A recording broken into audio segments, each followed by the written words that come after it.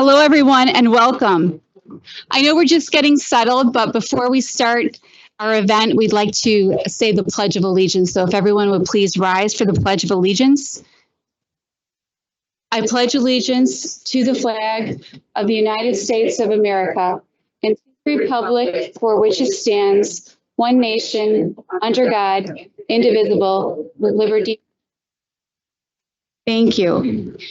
I am Teresa Flynn, Vice President of the MWRD Board of Commissioners, and thank you so much for joining us this afternoon for Women's History Month. I would first like to introduce my colleagues on the Board of Commissioners. I have in person today, Commissioner Yumika Brown, so give the Queen's wave, and I also have Commissioner Mariana Spiropoulos, who's here as well. But always supporting us are our other fellow commissioners, and that's President Carrie Steele, Chairman of Finance Marcelino Garcia, Commissioner Precious Brady Davis, Commissioner Cam Davis, Commissioner Dan Pogozelski, and Commissioner Ada Carell Sepulveda. So thanks again, and we also like to welcome the special guests who have joined us here this afternoon.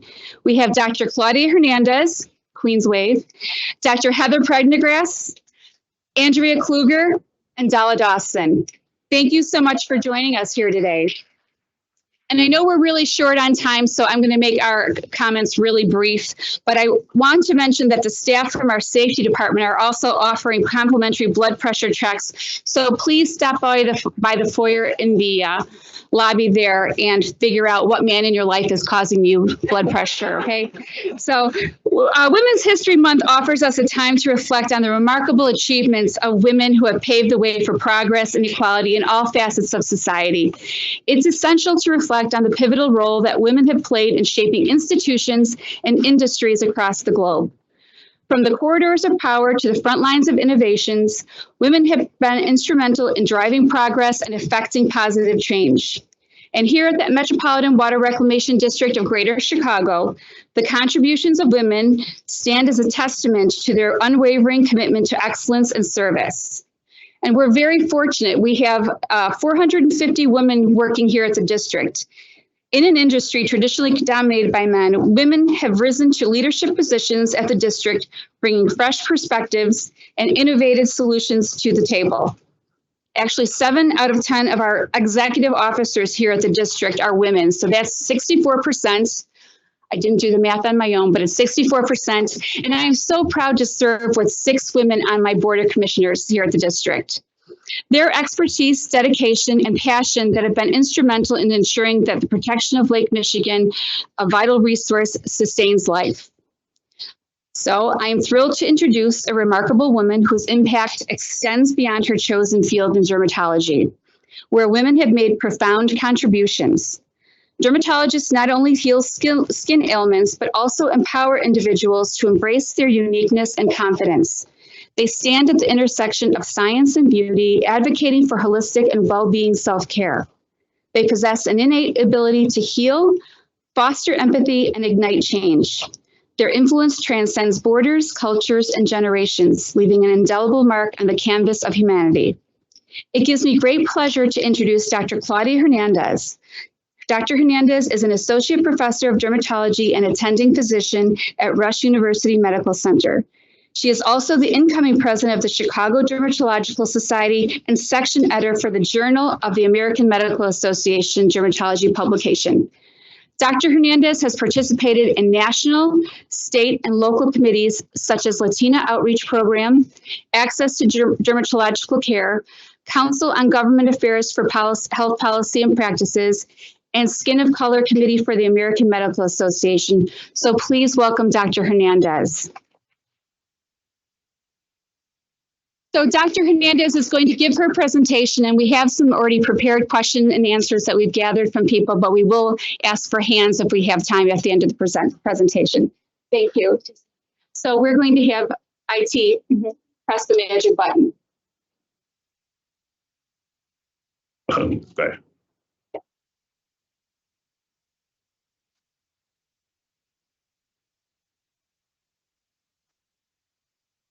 Thank you, everyone. Thank you for coming. I heard that we also have some people available and watching online. So to those of you who are kind of remotely watching, welcome.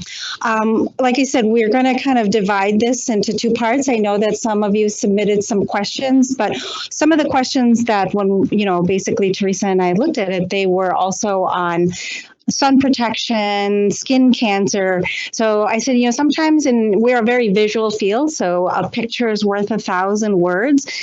Shadow puppets probably won't be very effective to teaching you about what to look for skin cancer. So I thought I would prepare some slides with some photographs that would help you realize what is important for you to look for, not only on yourself, but your loved ones as well.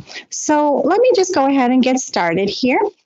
And like I said, this presentation is going to focus on skin cancers. And the one thing that we wanted to kind of emphasize was that skin cancer is the most common cancer in the United States. And what it really is an abnormal growth, like it says, of skin cells. Now, there are many different types of skin cells that are out there. So what we have done in dermatology and in medicine is to grossly divide skin cancer into two types. Melanoma, which I think most people have heard of, a very dangerous skin cancer, and non-melanoma skin cancers. And I listed some, and I really want to emphasize that this is not by any means an inclusive list of all the cancers that can affect, basically the skin that is not basically from the pigment producing cells in the skin, which are the melanocytes, which produce melanoma. So I've decided to talk about three, basically non-melanoma skin cancers: basal cell, squamous cells, because these are probably the most common skin cancers that you can run into, and Merkel cell carcinoma. And the reason that I decided to speak about Merkel cell carcinoma, I'm going to come back to this picture, is that Jimmy Buffett died recently, a couple of months ago. And because of him, Merkel cell came into basically more public awareness. People had not really heard about Merkel cell, and yet he died from complications from Merkel cell carcinoma. And at the same time, something else that is in the public kind of right now in the consciousness of the public is that, the Bob Marley movie was out and released. And most people don't realize that Bob Marley, even though he's an individual of color, died from melanoma. And he died from melanoma that he had on his foot, and he didn't really attend to it promptly, and it cost him his life. So probably one of the most important things that you can leave this room with is that no matter what your skin type, whether you are fair, whether you have darker skin, you are at risk for different types of skin cancers, frankly, all types of skin cancers, and that a good program of checking your skin and your loved one's skin is a good thing for you to practice regularly. Let me see if I can go back and show you. I didn't want to bore you with a lot of scientific information, but I kind of wanted to explain a little bit about skin cancer, and that the two common skin cancers, the basal cell or squamous cell carcinoma, that kind of really comes from some of the more superficial layers of the skin. That melanoma comes from the melanocytes. Now, this is like an animated, or like you said, an illustrated diagram. So the melanocytes are kind of interspersed at the base layer of the skin, but you can see kind of where their position is. And so those are the cells that give rise to melanoma specifically, whereas those layers on the top give rise to the basal cell and squamous cell. Almost all the other skin cancers, of course, come from the deeper layers of the skin, from different, cells that populate the deeper layers of the skin. So, like I said, as you learn about different skin cancers, or maybe run into other skin cancers, those are kind of where where they're born, so to speak. And one more thing, I forgot to show you that moles. I think people sometimes don't understand what a mole is. That a mole basically is a collection, but a benign collection of those pigment producing cells. So you can have a benign collection of those pigment producing cells, which are, like I said, moles. I bet every single person in this room has a mole somewhere. But when they go bad, so to speak, that's kind of when we start dealing with melanoma. All right, I showed you this picture already. So like I said, Jimmy Buffett earlier had just died of Merkel cell carcinoma. Thankfully, this is an extremely rare skin cancer. I have seen thousands of basal cells. I have seen thousands of squamous cells by this point in my 25-year career doing dermatology. I have only seen 3 Merkel cells in my career. And I would say that the one thing I would say, how it says skin colored pink, red, this is something that is actively growing. And because it's growing, it comes to people's people's attention. It's not something that is just kind of sitting there minding its business. And that would be the same with all skin cancers. Something that is changing on your skin deserves to be looked at. I would say that in my experience, when it says even bluish, I would say all 3 of the Merkel cells that I saw did have a little bit of a bluish tinge to it. So if you see something that may have like a light bluish tinge to it, maybe that deserves a look, especially if it's changing. This is an aggressive skin cancer. I already told you that, Jimmy Buffett died from this. So like I said, this is something that really the sooner it gets looked at, the better, because it just has a high risk of metastasis or spreading. Probably the other tip I was going to tell you is that skin cancer typically does not hurt. And I think a lot of people hang their hat on that symptom, or, basically that they go, I sometimes have people who come in with very large tumors, and you just say, why did you wait so long to come? This is years of growth, that this tumor has been growing on your skin. And almost 100% of the time, those individuals who've waited to come in tell me it did not hurt. It could be bleeding all over the place, but it's not hurting, so it mustn't be bad. And like I said, I had one woman who came in and I said, oh my goodness, why did this person not bathe before coming in? Because it was a very powerful smell. And so when I, basically I was like, well, what are you here for? She took her hat off, and then the smell really hit you. She had no skin on the top of her head. It was all gone. All her hair was gone. It was just basically a huge skin cancer. And that was the odor we were getting, but it did not hurt. So she did not come in until, like I said, it was quite advanced. So like I said, don't hang your hat on that symptom. If you have something that's growing, especially if it's growing rapidly, come in and have us take a look at it. Risk factors, and I'll sound like a broken record with these risk factors. Men are at greater risk. This particular skin cancer is more likely to develop on sun-exposed areas, and you'll hear this again for basal cells and squamous cells. It's one of these tumors that affects older individuals, so most people are over 50. Fair skin is more common, and squamous cell, basal cells, melanoma, even though they can happen in all skin colors, I think over and over you'll hear that if you have fair skin, you're at slightly higher risk. And also if your immune system is in some way, shape, or form weak. Often these are people who are cancer patients, or they're immunosuppressed because of medications in some way. Sometimes people come in and say, my immune system was weak because I catch a cold often or something like that. That's not really what we're talking about. We're talking about people who are immunosuppressed with medications. So like I said, transplant patients are a great example. Melanoma is the other, tumor that I had with those 2 celebrities. And like I said, Bob Marley had one on the bottom of his foot. So I gave you 2 examples of melanoma on the bottom of individuals' feet that are in the literature. But as you can see, it's often basically a very heavily pigmented tumor that is growing. It can, like I said, it's only 1% of all skin cancers, but the vast majority of skin cancer deaths occur because of melanoma. So like I said, it's one of those things that if you see, maybe it initially started as a mole and you see a mole that is changing, it's something that you should come in and have looked at.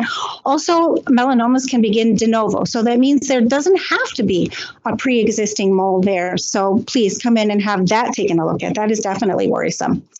Risk factors, again, like I said, light skin, having many moles. What does that mean? It's usually people who have 50 or more moles. They are usually at higher risk for melanoma. Again, individuals who are older, this is probably having to do with just having like a more cumulative ultraviolet light burden. Again, men, often because they have more of an ultralight burden, because they work outside, things like that, having a weak immune system, and having a personal or family history of melanoma. Now, when I say a family history of melanoma, I mean your genetic family. I do have people who come into the office and I ask them, do you have a family history of melanoma? And they go, my sister-in-law has melanoma. And like I said, it's not to, like I said, kind of make fun of them. It's just sometimes people don't understand. We are talking about genetic relatives. First-degree relatives are really the critical ones to know about. So if you have a first-degree relative with melanoma, it actually increases your risk. So kind of keep that in mind. We have some handouts from the American American Academy of Dermatology. So these ABCs are going to be something that you can pick up from some of our handouts. But I also wanted to just point out things that sometimes you can pick up, whether you have maybe something that isn't healing, something that has like a bloody crust on it. Like we said, a mole that is changing. If you have a mole that has redness around it, or the redness is spreading, and also like something that all of a sudden was well behaved and begins to hurt, or perhaps itch. I think I hear itch much more than any pain. So if people tell you it's itching, and also if the texture of your mole is changing, like I said, it's something that you should kind of come in and have us take a look at.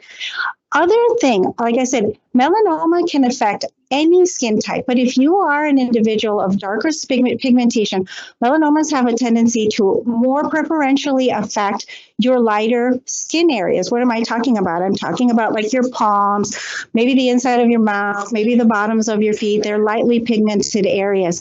So those deserve special care and special attention. So when you come, one of those things that we teach you is please make sure you look at those sites, because I don't know how often people look at the bottoms of their feet. And for some individuals who are older, it's difficult to look at the bottoms of their feet. So like I said, make sure that you like have someone take a look. One of my good friends does partner-assisted skin check research. And like I said, have a loved one that you trust help you check some of these hard-to-see places. So moving on, here are the big ones. And I promise we're not going to spend all this time looking at, kind of pictures, and we'll get to your questions. The most common skin cancer, if you have fair skin, is basal cell carcinoma by far. Over 3 million cases of non-melanoma skin cancer are diagnosed per year, and basal cell is one of these cancers. If you are an individual of color, it's the second most common skin cancer. And it's like it says, it's more common in sun-exposed sites. So like the head and neck is going to be especially important for you to check over, and ultraviolet light is the major risk factor. I wanted to show you these two pictures because you could see this one in the corner is a fair-skinned individual, and you can see their tumor is a little more pink in color, whereas this other person in the bottom corner is a Hispanic individual, and you can see their skin cancer is a little bit more dark in color. It's often a pigmented basal cell carcinoma. For individuals of color, I think this is almost like a lucky coincidence, because the first thing that primary care and other physicians think of is melanoma. So these often don't get missed because they are promptly sent for evaluation. But sometimes some of these more pink lesions are mistaken for little cysts or pimples, and so there can be a little bit of a delay.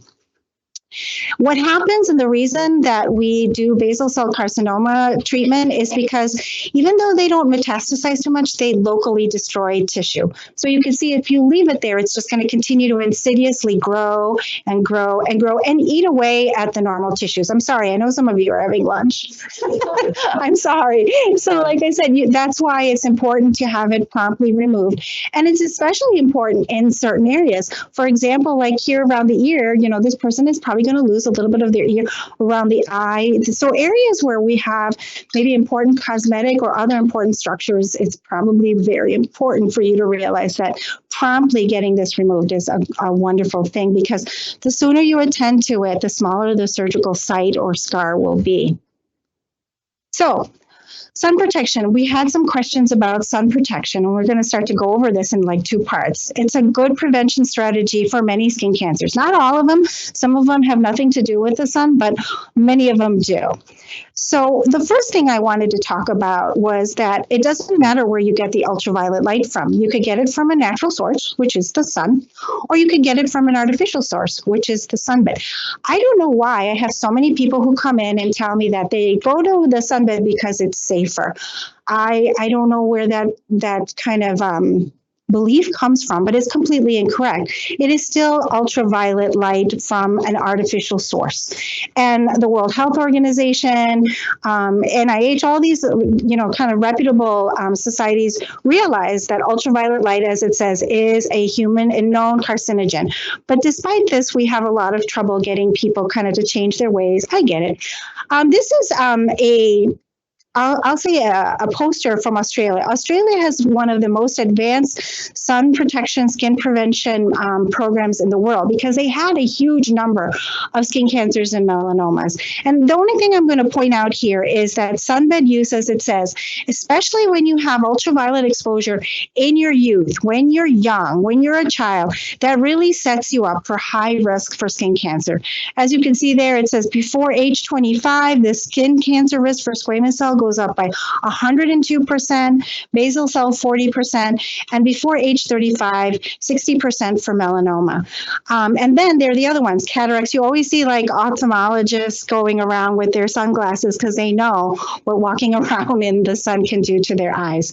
So oftentimes teenagers love going and getting a tan, and there's nothing worse. It's nothing healthy. To have a tan is not healthy. It's really your skin putting pigment on there because it's being damaged. The DNA is being mutated and it's putting it up as a defense mechanism. So that's the first thing that you have to really make your younger friends, relatives understand.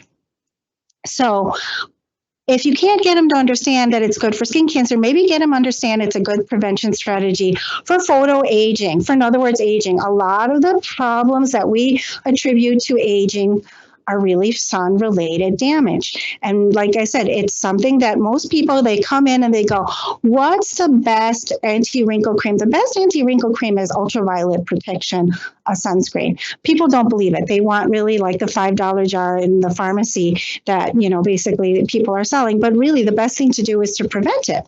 Sun exposure does damage the skin gradually over time. The photograph on your left is actually a photograph published by one of my professors that showed a gentleman who basically made his living driving a truck. So half of his face was exposed to the sun, you know, basically coming through the window, and the other half was relatively protected inside his truck. And there's a marked difference between the skin that was basically baked in the sun and the one that isn't. And then over here, you can see some of the other changes that happen with sun exposure here on the back of the neck. And I always kind of point out to people, when you go buy a purse, they call it tanning leather.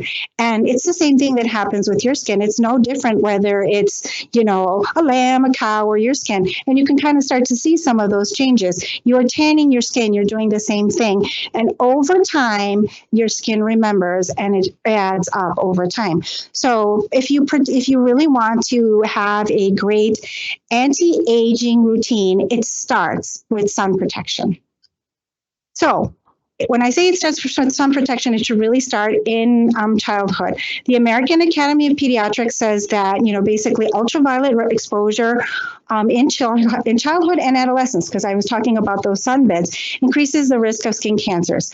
Infants less than 6 months don't really have much melanin in their skin. They have no natural protection against ultraviolet light. They should not be in the sun. Yet every day in the summer, I see people out there with their kids in the sunlight, because people equate sunlight with the sunshine vitamin, which is vitamin D. And like I said, it's when they're 6 months or less, you should not do that. And most of us should probably really rely a little heavier for vitamin D kind of manufacturer synthesis in our bodies from fortified sources in our diet. But nonetheless, like I said, at least for children less than 6, don't have them out there.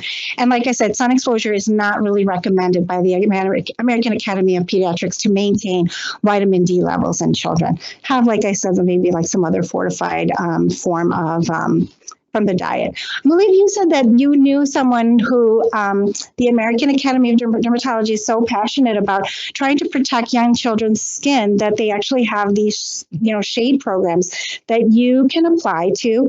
And, you know, basically what they do is they put these shades over the playgrounds for the children to try and protect them from sunlight. So you could go on the American Academy of Dermatology's website, click on here, and then go through the process for applying for a shade structure grant to try and protect your child's skin from the sun.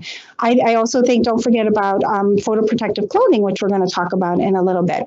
And the reason I just kind of want to give you a really brief review of, and like really, it's like 2 slides, of what sun does to cause problems is for you to realize that when you're out in the sun, there are different types of ultraviolet light. There's ultraviolet A, and the way that I kind of cheat and help you remember that is that A should make you think of aging, that it's the ultraviolet ultraviolet light that really kind of accelerates aging. I shouldn't say accelerates, but plays a role in aging and deeply penetrates the skin. And there's also ultraviolet light B. And I usually tell people, B, think of burn, the sunburn type of ultraviolet light. You also get ultraviolet light C from, we get it from the sun, but the ozone is supposed to protect us from ultraviolet C. It's not supposed to penetrate. So if you're underneath where there's no ozone, you're probably getting ultraviolet light C, but most of us should not get any because the ozone layer protects us.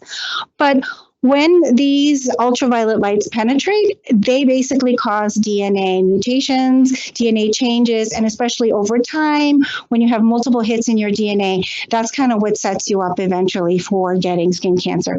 The other thing most people don't realize is that ultraviolet light causes immunosuppression. In other words, it suppresses locally your immune system. This is why we use it to treat eczema. We use it to treat psoriasis. We have basically photo booths that we put our patients in, and we treat these, kind of diseases that have a huge inflammatory response. And that's how we do it. We basically use the immunosuppressive effect of light to kind of treat these conditions. And it also causes some inflammation. So it certainly has some benefits, but it also has a lot of problems. And just two more examples of basal cells and squamous cells. So what does the American Academy of Dermatology recommend? And I was happy to see that the sunscreen samples over there fulfill these criteria. So you should have a broad spectrum sunscreen. It should protect against UVA and UVB, both the aging rays and the burn rays.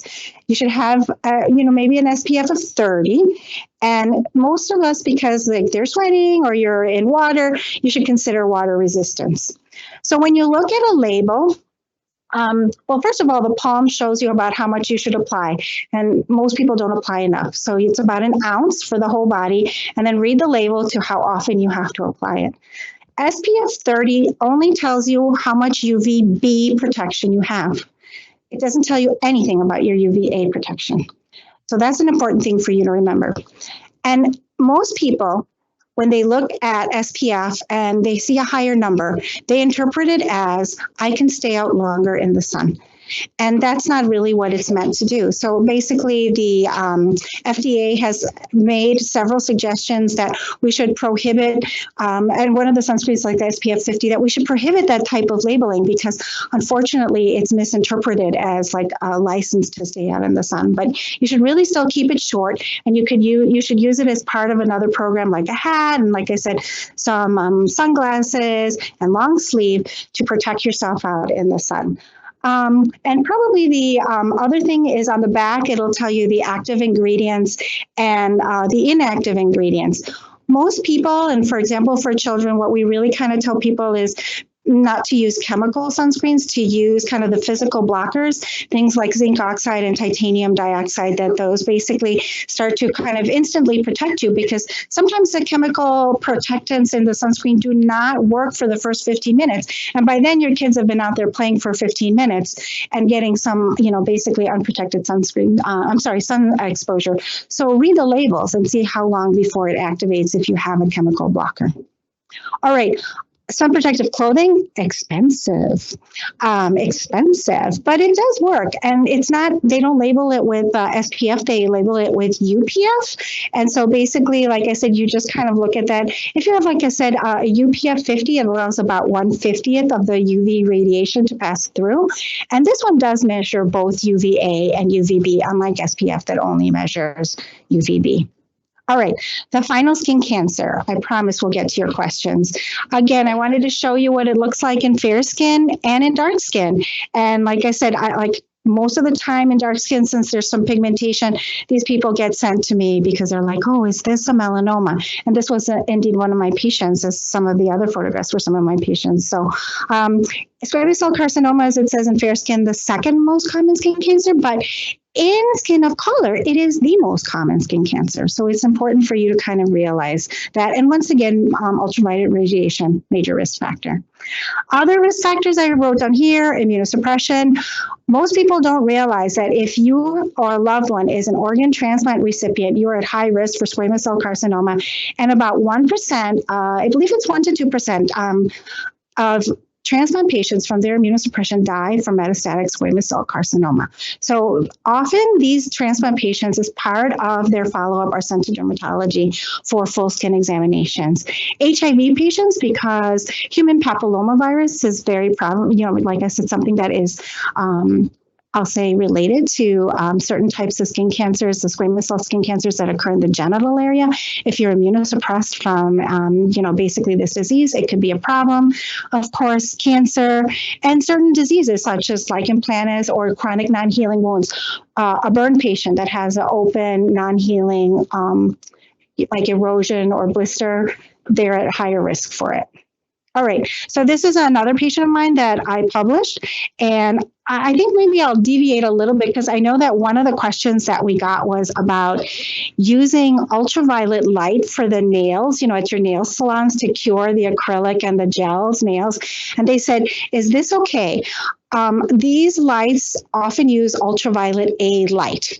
So what the American Academy of Dermatology recommends is that you put a little sunscreen on your hands, or you buy the gloves that protect you from sunscreen and you cut the little tip off so you can, basically protect most of your hand. However, none of these things protect you from getting skin cancer underneath the nail, or subungual squamous cell carcinoma, which is what this patient had. So it looked like he was having like a little melanoma. His doctor sent him over, but instead he has a pigmented squamous cell carcinoma. So his whole nail had to be removed, as you can see from his surgery, and that's how that skin cancer then is removed. So you still are at risk for subungual squamous cell carcinoma when you get ultraviolet radiation from these, like I said, lights. I think it's a little scary. So maybe think about going to the old-fashioned nail polish. That's what I have. Or think about the little stickers, like I said, that you can kind of have custom made to your nails, probably much safer in the end. So we're getting to the end. Most skin cancers, when caught early, can be cured. So like I said, really check your skin every month, check your loved one's skin every month.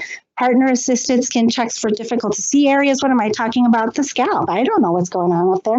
But something could be going on up there because, you get hit from the sun up here, kind of up on the top of your head. I don't know what's going on in my back. I don't know what's going on in the back of my legs easily. So having someone to help you. Having said that, I have definitely asked my husband, and who is a physician, and I'm like, what's happening here? And he goes, it's a little dot. So sometimes your husband is not the best person to ask, but at least he tells you if there's a problem there. All right.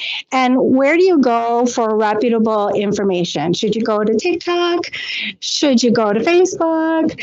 I've definitely had people come to me and say, I've looked on TikTok and TikTok said I should do this. And I'm like, they have never even seen you. Like, how do they know what to do? So here are a couple places that you can look if you're interested. The American Academy of Dermatology, they have a large public, like I said, section where you can read about many diseases, many different, like I said, outreach programs that they have. The Skin Cancer Foundation, if you were watching, some of the photographs that I actually put in this presentation are from the Skin Cancer Foundation. And like I said, if you want to kind of go to their website, they're also a very reputable, like I said, site. The Skin of Color Society. So they have, of course, also a huge public website, and they focus on conditions that preferentially or maybe are more frequently seen in individuals of color. And last but not least, the American Cancer Society also has actually a really excellent public education website on skin cancers. So should we go through some of those questions, or? Okay, how about while we're getting ourselves organized here, any questions about the presentation? I see here, like, safer. Well, you know what? I mean, like I said, it's definitely much safer when people come to us and say, I really want a tan, we tell them that that's a safer, basically alternative than. Now, what are the problems? Probably not too many. If you have an allergic contact dermatitis or something like that, if you're allergic, in other words, to some component of it, that could be a problem. But so far, we don't have any signals that it's dangerous. I will tell you that there's so much out there. There is so much sold to you. How it's made, a lot of it is just completely unregulated. How it's, produced and manufactured, we just don't know how that's made. But from what we know about ultraviolet light and the risk factors that we say, it's a safer alternative if you want to have that tanned look. Mhm.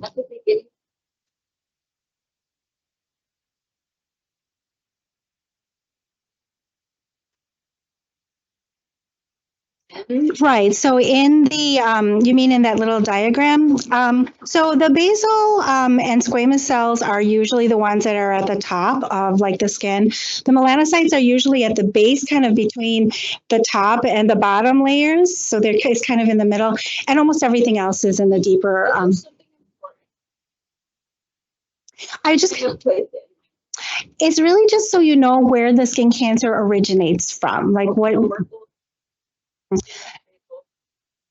So Merkel cell is often called a neuroendocrine tumor, and it comes from some of these touch receptors that are in the skin. So that's why it's kind of deeper in the skin. Melanocytes, like I said, it's in the middle. A melanocyte is a cell that makes the color of your skin. So they're distributed at the bottom layer of that top layer of skin. So they're at the base.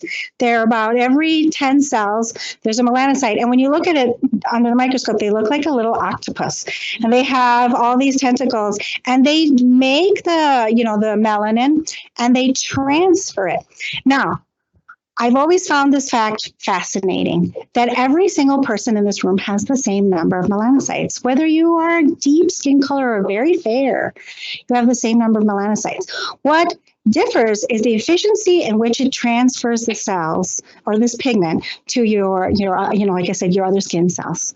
It's just how efficiently it's done. But you all have the same number of melanocytes in your skin. So that's why everyone in this room is technically at risk for melanoma. It's not like you have it and you don't. Everyone has those cells. Mhm.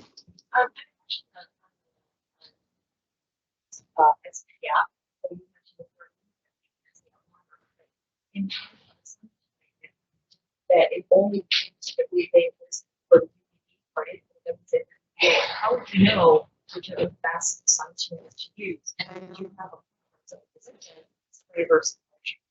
So you can look at the sunscreen label and it will say broad spectrum. So broad spectrum really means that it has UVA coverage and UVB. However, you don't really know how much UVA coverage it has. There are some, should I say, patient advocate websites that do try and do independent testing. So it's not done by the company itself, to try and kind of figure that information out for us, to tell us which ones are the best ones and which ones are the worst ones. So I would say if you don't have access to that, or you don't know, like I said, where to exactly look, start with a broad spectrum coverage. I would say that the SPF, most of the time, like I said, we're saying like around 30, even though the SPF can kind of be higher and higher and higher, what you get, or should I say the bang you get for your buck, it starts to really kind of decrease significantly. So the only people that I really tell about SPF 50 or higher are people who have photosensitive disorders such as lupus, people who have like polymorphic light eruption, people where just a small amount of light is really detrimental to them. Otherwise, I'm telling people, an SPF 30 and making sure you reapply it, and having a nice hat and long sleeves is probably the most important thing. Also, the other thing that when you have UVA coverage, the compounds that protect you effectively from UVA are sometimes kind of chalky looking, and I don't want to look like that. So we've gotten into kind of micronized nanoparticle type of sunscreens to make that more cosmetically acceptable for people. So probably the best thing is, like I said, maybe start with a broad spectrum, but that doesn't give you what you're looking for, which is more specific information. So like I said, maybe look at some of these consumer advocate programs and groups that have this listed online. I know you want to. You can go on forever and a day. All right, first part, I don't know whose question this is. I'm almost 30. What should a bedtime routine look like? You're 30. I wish I was 30. All right. So I think that probably you could, if you wanted to kind of really divide it into daytime and nighttime. I would say we've talked so much about sunscreen. Your daytime moisturizer or makeup, if you prefer, could have your SPF, basically protection. I'm sorry. If you wanted to talk about your nighttime routine, I think most dermatologists would tell you to think about incorporating some type of retinol. Now, what is that? A retinoid is a compound that's a member of the vitamin A family, and it's very important for differentiation and maturation of the skin. So when you go to the dermatologist, often Retin A is because it's part of the vitamin A family is the prescription that you're often getting. Now, one thing that you could get over the counter is retinol. And I think everything has it now. But what should not have it is your sunscreen. So it has been shown that sometimes it can make you maybe slightly more sun sensitive. That's why most of these retinol and Retin A products are put on at bedtime, because there's this concern that in some way, shape, or form, applying this kind of product during the day may actually put you at higher risk for skin cancer. So put it on at bedtime and put your sunscreen on, basically in the morning. Now, someone, when I was coming in, asked me, like, what's the perfect moisturizer? The perfect moisturizer is the one that you like, because you'll use it. And it doesn't almost matter what you use. Now, most people don't realize the best moisturizer out there is something you all hate, which is Vaseline. It's extremely occlusive, but because it's occlusive, what it does is it traps the moisture in the skin and it doesn't let it escape. Most moisturizers don't put any moisture in your skin. They just prevent the water in your skin from evaporating in lip plumpers. Like, oh, this lip plumper is going to make your lips look like. It is just an occlusive dressing to prevent water evaporation from your lips. And a moisturizer is essentially the same, something that helps trap water. Now, the topicals, that's what it's going to do. So it's going to have some sort of limited effect. And like I said, you can find the one that you like the best. I think oftentimes the ointments are the most occlusive, so they're most effective, but they're cosmetically not accepted. So the next thing is a cream, like a thick base cream. Often things like Eucerin, things like Cetaphil, again, are not very accepted. People want to have like a thin lotion that immediately kind of evaporates or is absorbed into the skin. I shouldn't say evaporates. You'll have to use it a couple times a day because, like I said, it's going to be gone pretty quickly. But that's kind of the mechanism of action of a lot of these things. Then I think that sometimes people don't realize that oftentimes effective marketing makes you think that something much more dramatic is happening. All right, let me see. Do you want me to do the next one? One more. One more? Okay. Your favorite. Let me see. I have so many. Maybe something that I'm also a big advocate of, which is thinning hair. Like I said, I have the genetic hit from both sides of my family. My mother has no hair and my dad has no. Now, granted, they're in their 90s, but like I said, it's very thin. So I would say that the first thing that people don't really want to believe is a good diet. Having a good diet is very, very important. So what do I mean by that? Probably if you're a younger woman, iron stores are really critical. So when you're a younger woman, you are often menstruating. So you need to supplement your iron stores a little bit more. Once you're postmenopausal, the iron amount of iron that you have to use or take on a daily basis decreases, but it's still important. It's still important.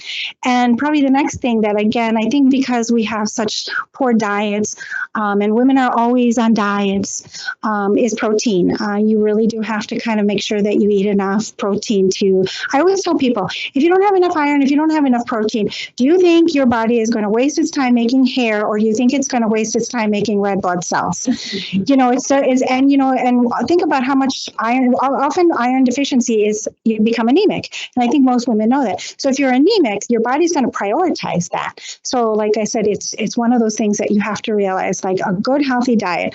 A lot of the shampoos, all these things, these are cosmetics. And this is another thing that I often tell people, that a cosmetic is not a medication.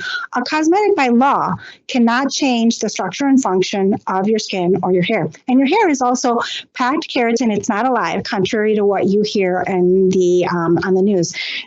Your nails, they are just dead skin cells that are closely nicely packed together. So when you're out there and you're using a shampoo, just like I said, use whatever you like. Rogaine over the counter is an excellent place to start if you're having an, like I said, age-related hair loss. If you're not sure, go to the doctor, because there are other causes of hair loss, and some of them can be permanent, and it's important that that get diagnosed early. Anyway, I'll let you go from there.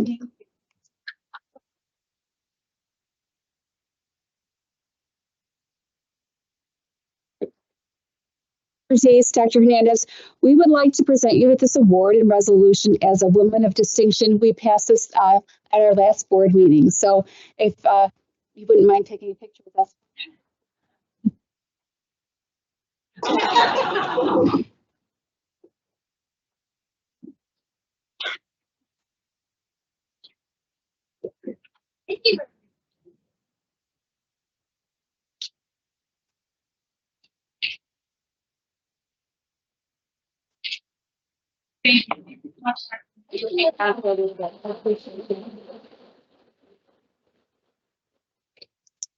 So next up, we have our Commissioner Brown.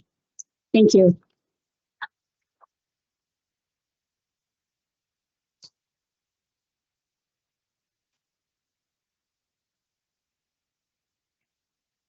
Good afternoon, everyone. Thank you so much, Dr. Hernandez. My name is Commissioner Yumika Brown. It's nice to see you all today. We are fortunate to have another medical professional with us, Dr. Heather Prendergast. Did I pronounce that correctly? Yes. She is a physician and scientist and leader recognized for developing high-quality medical programs and creating strategic alliances while fostering positive hospital, physician, and community focus on developing and mentoring staff, faculty, and students. As a physician scientist, Dr. Prendergast's passion and focus have been on minority health, specifically for individuals seeking care within the emergency department, together with community engagement. She currently serves as the principal investigator for the first randomized clinical trial focused on addressing asymptomatic, undiagnosed, uncontrolled hypertension in a predominantly minority population, being discharged from the emergency department. As a physician leader, Dr. Prendergast led the efforts to establish the first off-site University of Illinois multi-specialty ambulatory clinic. She also spearheaded the submission to the Illinois Department of Health and Family Services for the inaugural Healthcare Transformative Initiatives Collaborative on behalf of the University of Illinois Physicians Group, with a subsequent award of $17.2 million. This award established the 55th and Pulaski Healthcare Collaborative, the second off-site University of Illinois multi-specialty ambulatory clinic. Dr. Prendergast's contributions are paving the way for significant advancements in healthcare, and for her work, we present this award and resolution as a woman of distinction.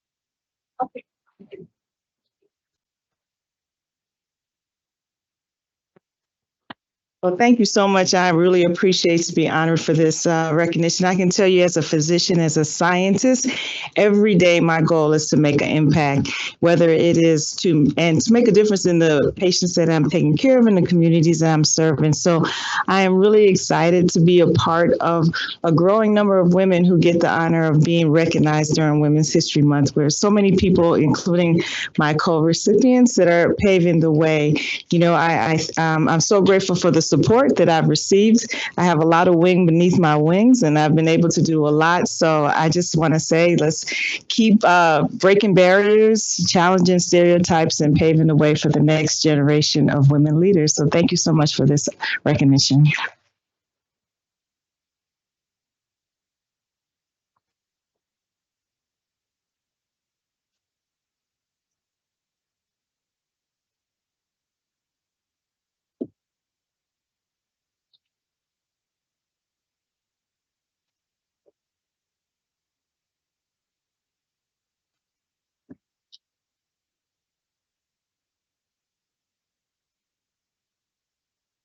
Good afternoon, everyone. I'm Commissioner Mariana Spiropoulos, and I want to thank Dr. Prendergast and thank you for your commitment to addressing minority health and the persistent health disparities. In the tapestry of human history, women have been the silent architects of change, wielding influence and breaking barriers in fields once deemed inaccessible. Women have indelibly shaped the world we inhabit today, and as we celebrate Women's History Month, let us recognize and honor the invaluable contributions of those who are breaking the glass ceiling. One of these women is Andrea Kluger, Deputy Chief of Staff and Government at the Chicago Federation of Labor.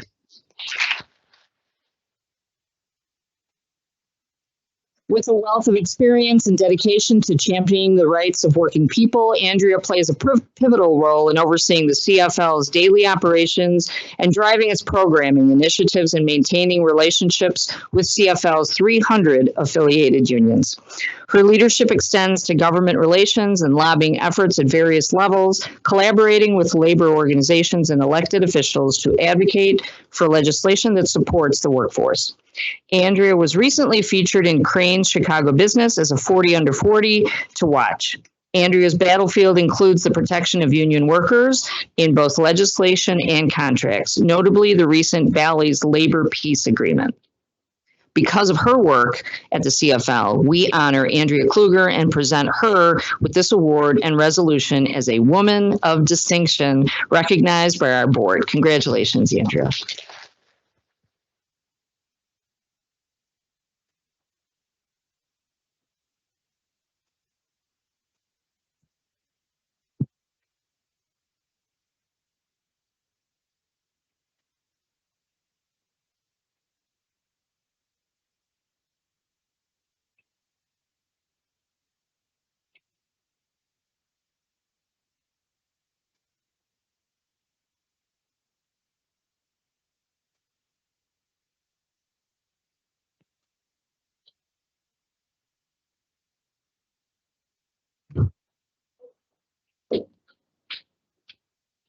I'm very honored, and I'm hoping I'm the first person to be officially honored by our future clerk of the circuit court. I'll accept this award on behalf of all women workers in Chicago and women who've dedicated their lives to the Chicago labor movement. As we gather to celebrate Women's History Month, it's essential to recognize the contributions that women have made throughout history, and we appreciate the MWRD for specifically recognizing a woman in the labor movement. We can't turn a blind eye to the fact that women, despite their equal dedication, skills, and contributions, continue to earn less than their male counterparts. According to the Pew Research Center, in 2022, when compared to white non-Hispanic men, women earn 82 cents on the dollar. Black women earn 70 cents on the dollar, and Hispanic women earn 65 cents on the dollar. This inequity not only impacts individual livelihoods, but also perpetuates systematic inequities that have consequences for families, communities, and our whole society. So what's the best way to close that gap? Being a union member. Through their advocacy, unions have made great progress in closing gender pay disparities through collective bargaining agreements. The standards set in collective bargaining agreements for wages, benefits, and working conditions do not discriminate based on gender. As a result, women in unions confidently stand on equal footing with men, enjoying the fruits of their labor without fear of discrimination or injustice. And that progress made by unions helps raise the tide for us all. I want to quickly give two shout outs, one to CFL Chief of Staff Nora K. Ryan, who came to support me today, inspires me every day and ensures the Chicago Federation of Labor is a place where women can succeed. And finally, I know there's a lot of labor allies in the room. I want to thank everybody who has supported and stood by women workers in our journey. Whether you have a union card or not, your solidarity moves us all forward. Thank you.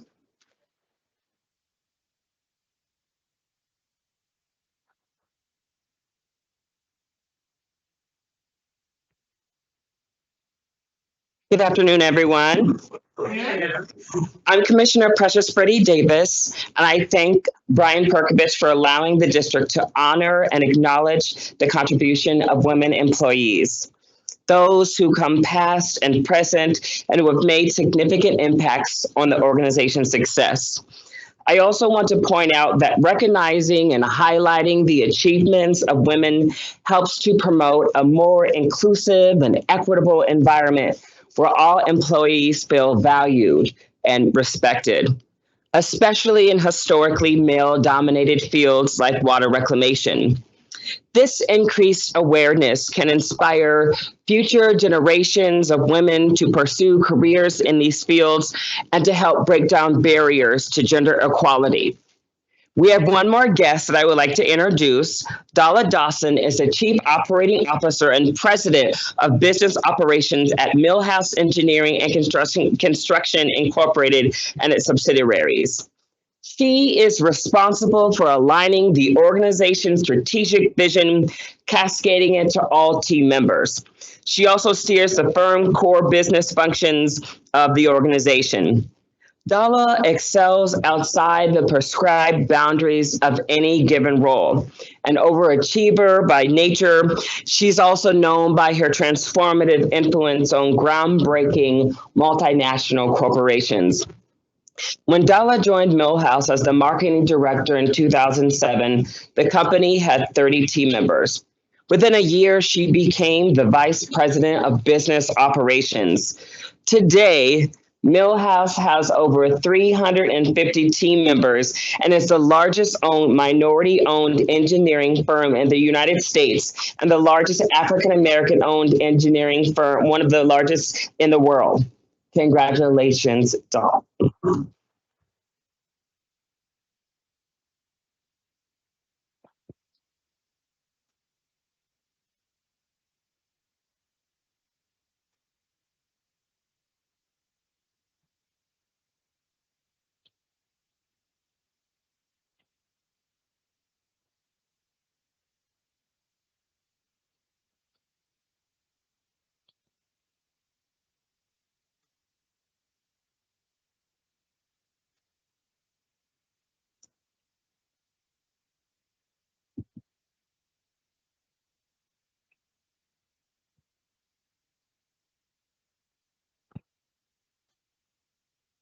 Good afternoon. Thank you, Commissioner. I am very honored and excited to be here in this room with so many uplifting women, women who have become history makers, barrier breakers, and paving the path for those yet to come.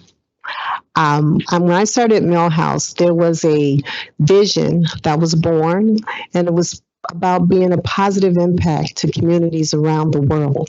But it also starts right here in our own backyard, here in Chicago, reaching across the communities and giving back.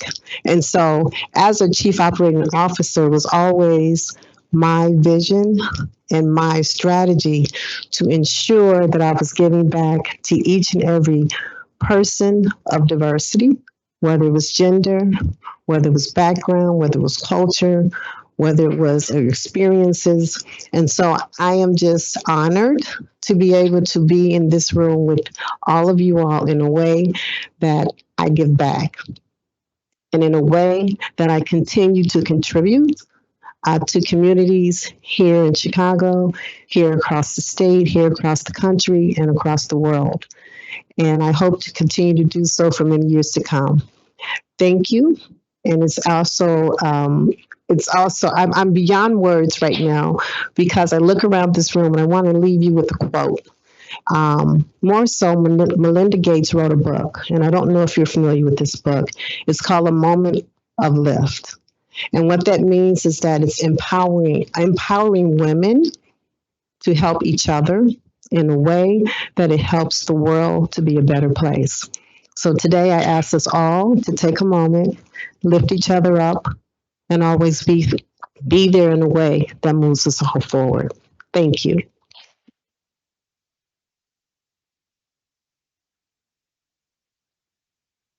And I would like to acknowledge the men in the room. Thank you for supporting us.